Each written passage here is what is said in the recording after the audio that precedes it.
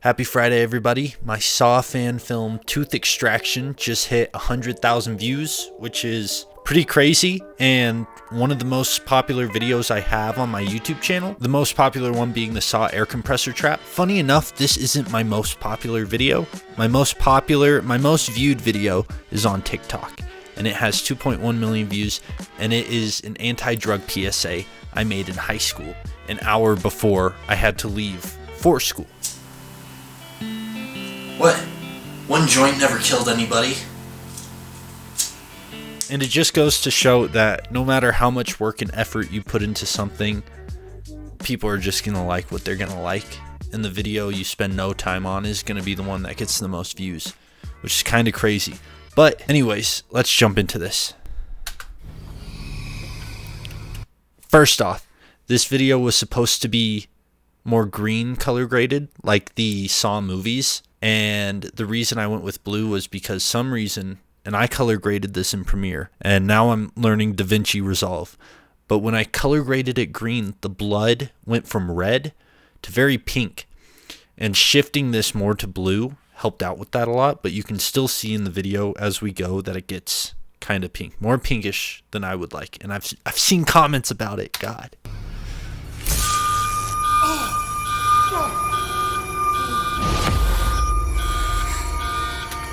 That's Dylan.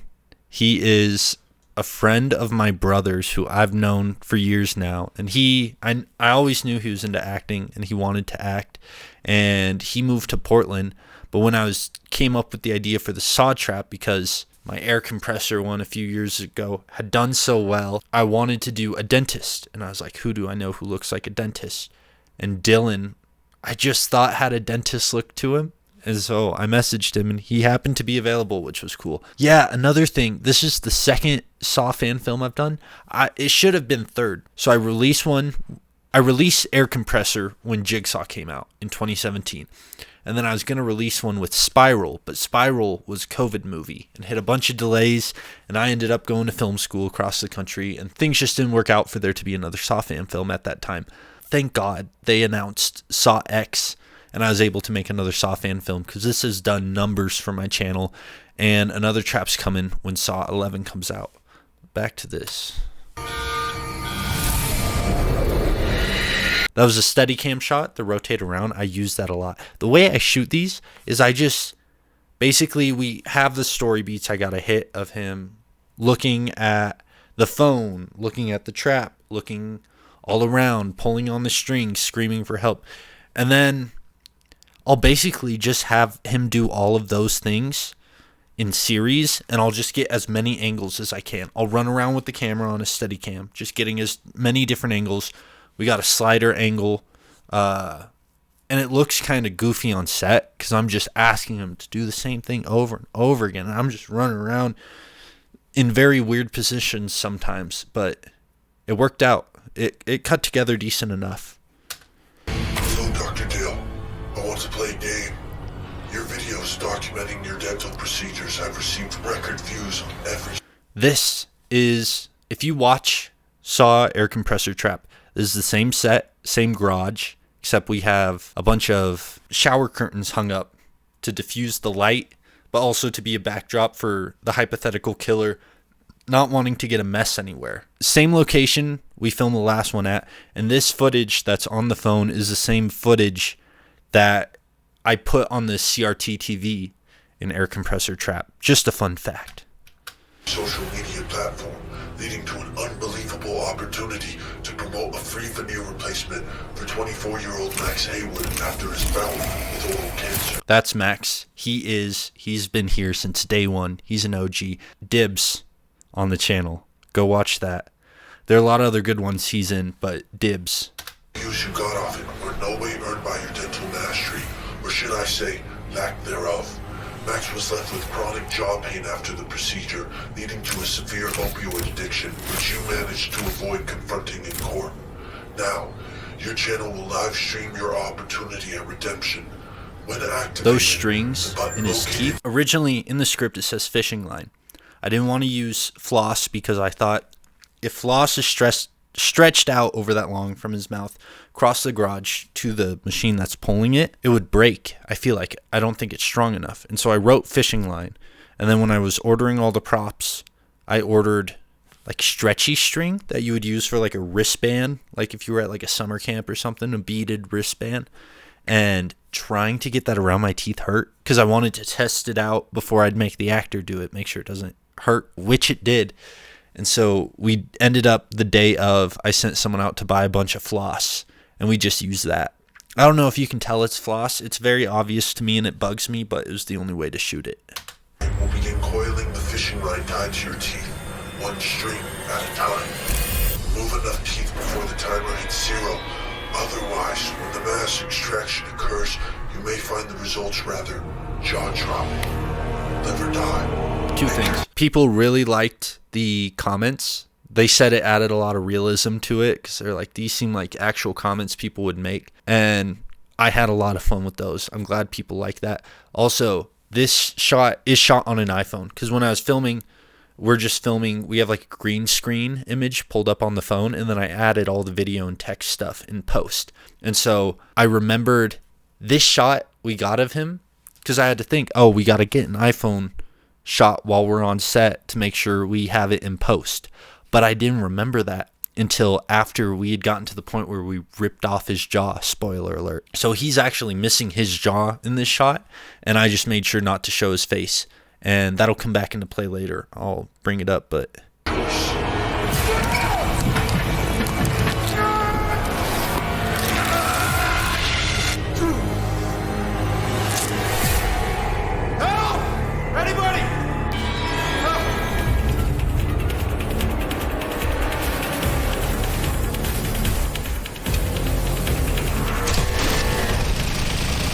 That snowblower didn't turn on at all. We just had someone shaking it on set, and then I added in the sound effects. You never see the blade actually spin.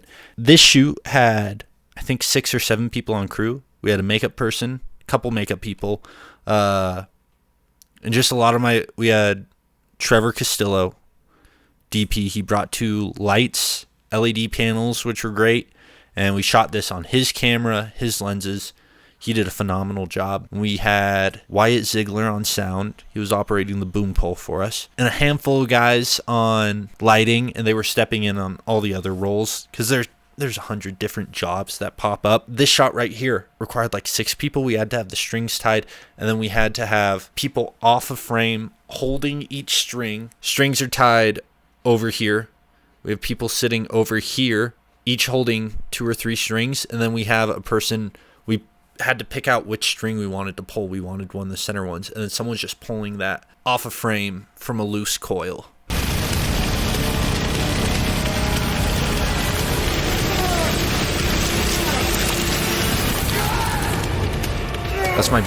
I think my brother did a lot of the string pulling. So that where it was pulling on his teeth, that was my brother Anders holding the string.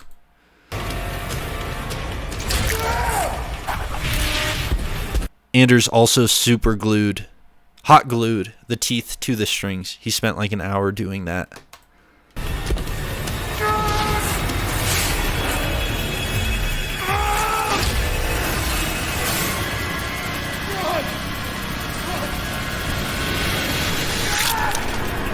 Fake blood. I learned this from So Crispy Media. You take corn syrup, the clear one, or I think you can use the yellow.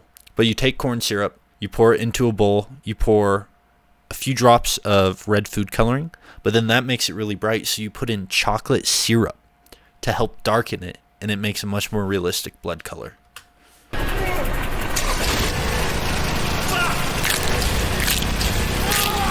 And that's literally, to do that, we have the fake teeth hot glued to a string. We put some fake blood. That fake blood recipe I just told you tastes amazing, which is why it's great for actors. It's just super sugary and candy, but so sticky. Everyone hates getting fake blood on them. But we put some of that into Dylan's mouth. Then he takes one of the teeth that are attached to a string, and he puts that in his mouth. And then we just had him yank it out, and he just tried to spit as much. That shot, I think, helped because the tooth was soaking in the blood. It helped pull the blood out of his mouth.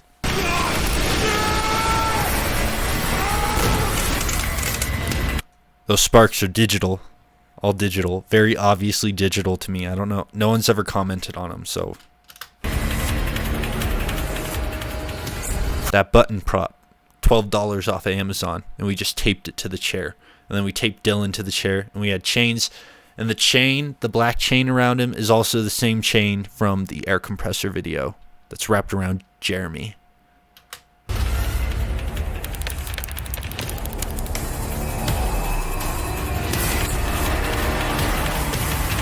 And as I said before, the reason for those shower curtains is to catch the blood for the hypothetical killer. But in my mind, I was thinking, it just makes it so easy to light the scene, because we have lights that are super diffused going through that on every direction. So we just have even lighting. And the reason, like, it's not the most dynamic lighting, most visual interesting, but I feel like we get a pass because it's a part of the story. But also, it made the run and gun shooting that I'm talking about, where I was just running around to different angles, making him do the same thing over and over again. We didn't have to really adjust the lighting because of that. So it made the shoot a lot faster.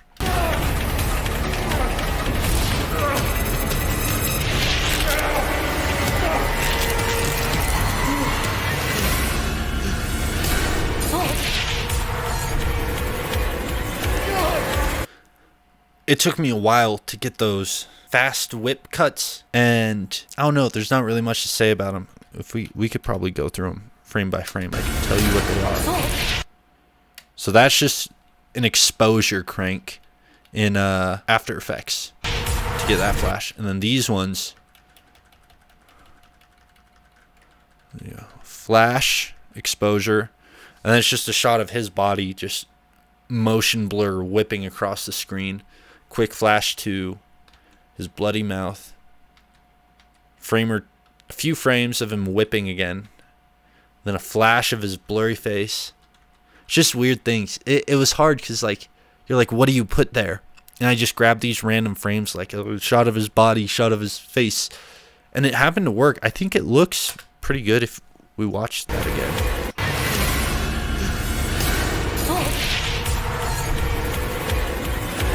Yeah, you don't even notice anything in it. Though that shot of I think it's a good progression of the flashing of his face and the flashing of the bloody mouth to the machine. I think it's a good progression of the countdown to what's about to happen.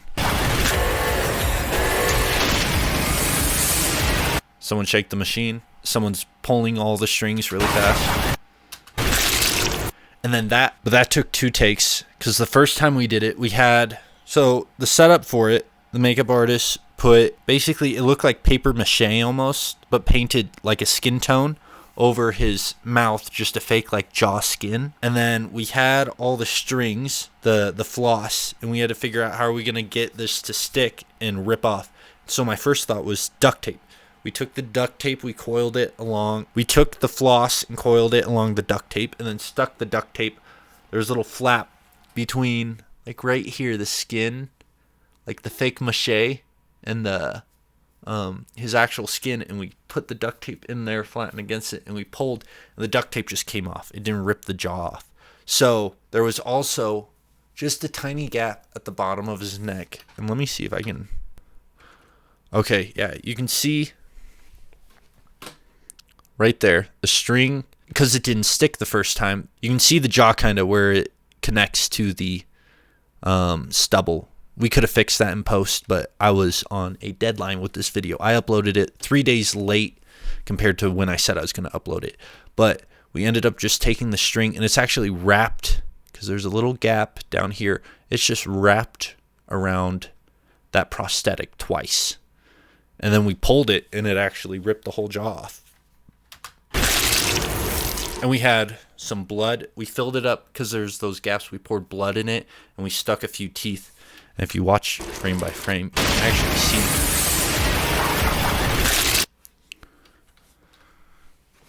Look in the back here.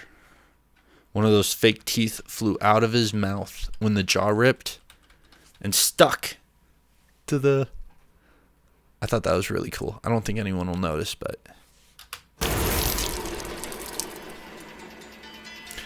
And there, back to what I said about having to get that iPhone shot. That shot right there was the same angle as when he got the jaw ripped off. That was the nicer camera filming that. That was not shot on an iPhone, because I'm not remembering it well, but I just know I didn't have that shot. And so I had to use that iPhone. I had to use the nicer footage to fill that gap. And I wish I had just gotten a shot of him slumped over on my iPhone, because it would have looked better and it would have matched the angle. The phone's from the front, but that angle's from the side.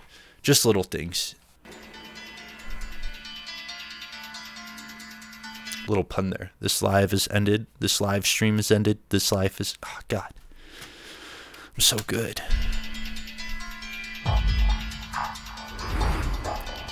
Jaw removed. This is Max, the guy who got the veneer replacement and ended up getting an opioid addiction because of the jaw pain and overdosing. He turns out to be the villain. That was originally supposed to be played by me. I was just going to do it, but when we got to it, I was like, I really don't want to be on camera. I've been running around all day. I was starving, filming this, and I just did not want to be on camera. And so I asked Max, who was on set helping out with the lights, to do it, and he was so gracious to step in with little to no preparation.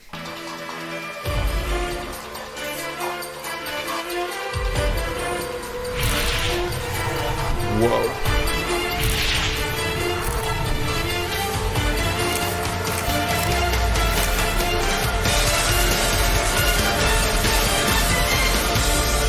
Just an amazing ending. I graduated Full Sail University December 2022, and we did 3 short films while we were there, and I'm going to do behind the scenes videos on that and on my old Saw video. But this is the first video I made outside of the degree program. This was just on my own with my buddies. I funded it out of my pocket, and this was such a fun shoot. And we're making that movie, which we did an amazing job with the Indiegogo raising money. We raised, I think, $3,000 to $4,000, and then we had an outside donation of $3,000.